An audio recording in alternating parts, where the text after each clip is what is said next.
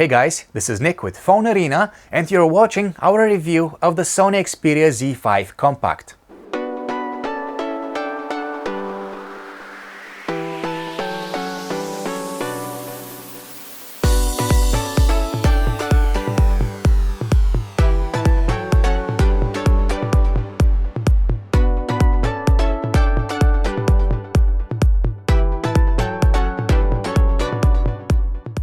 Here's a quick question for you. How many smartphones that are both compact and powerful you can think of? Probably not a lot of models come to mind, but the Sony Xperia Z5 Compact is a phone that fits that description. Although relatively small in size, the phone packs features that you would usually find on a high-end device, including a very fast processor and a very promising camera. It is also water-resistant and promises a 2-day battery life. But at the end of the day, is this a phone worth getting? Let's take a closer look. As the name implies, the Sony Xperia Z5 Compact is noticeably smaller than the average smartphone. At the same time, it has a pretty large for its physical size 4.6-inch display. Naturally, the phone fits even in pockets of small size and it's very comfortable to be used with one hand. On the downside, the edges and corners of the Z5 Compact have barely any roundness to them and don't feel nice against the palm. All in all, this is a classy, stylish handset, but not ideal when it comes to ergonomics. The Sony Xperia Z5 Compact is built within a plastic frame, while both the front and the back are made of glass. The back in particular is made of frosted glass, which is basically glass with non-reflective finish. The good thing about this kind of glass is that no fingerprints stick to it. The bad thing, however, is that some people might find it a bit too slippery. With the Z5 Compact, you also get stereo front-facing speakers. Their openings are barely noticeable and don't spoil the looks of the phone in any way. Another cool feature is that the Z5 Compact is resistant to dust and water damage. That's why it is okay to use the phone under the rain, although you should really avoid submerging it underwater. Always be sure that the cover protecting the SIM card and the microSD card slots is firmly in place.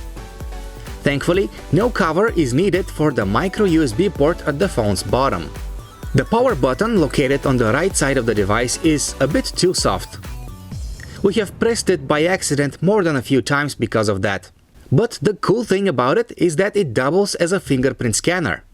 Fingerprint scans are fast and mostly accurate, although using the scanner with your left hand is less convenient. Speaking of buttons, the volume rocker is just poorly designed. It is too small, it is hard to reach, and using it feels like pressing a sponge. The Sony Xperia Z5 Compact comes with a 4.6-inch IPS LCD display. The screen is small by today's standards, but those demanding a compact smartphone shouldn't really mind. It packs 720 by 1280 pixels for 319 pixels per inch. It would have been nice seeing a 1080p display here, but the one that Sony went for is good enough. On the other hand, more attention could have been paid to color accuracy. The display is noticeably blue in tone, and even though color reproduction can be adjusted from the settings menu, we don't think that many users would actually do that. On the bright side of things, the Z5 Compact produces over 700 nits of brightness with its display. Outdoor visibility has never been an issue during the weeks that we spent testing the phone. At night, the screen brightness goes down to about 5 nits, which makes the screen less tiring to look at. On the Sony Xperia Z5 Compact runs Android 5.1 Lollipop.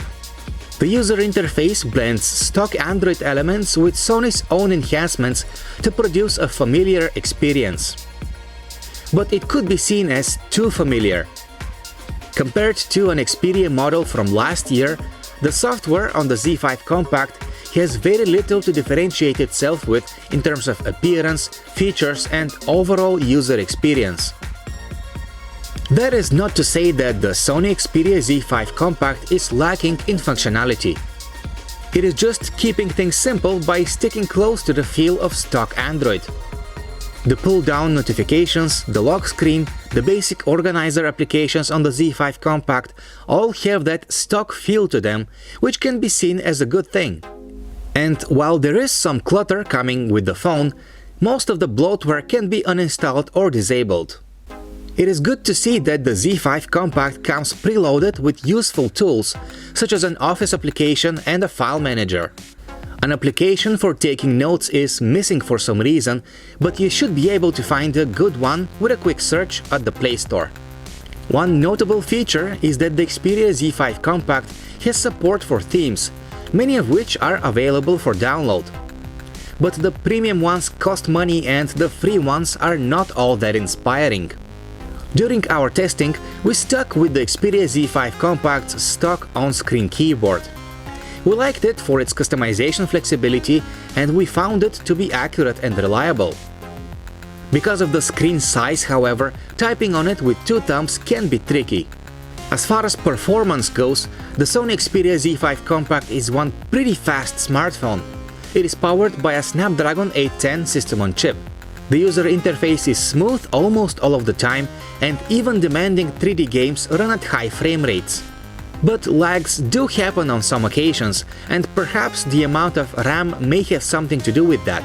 The Z5 has just 2GB of the stuff, which is okay, but at this point in time, 3GB of RAM would have been much more fitting on a phone of this class.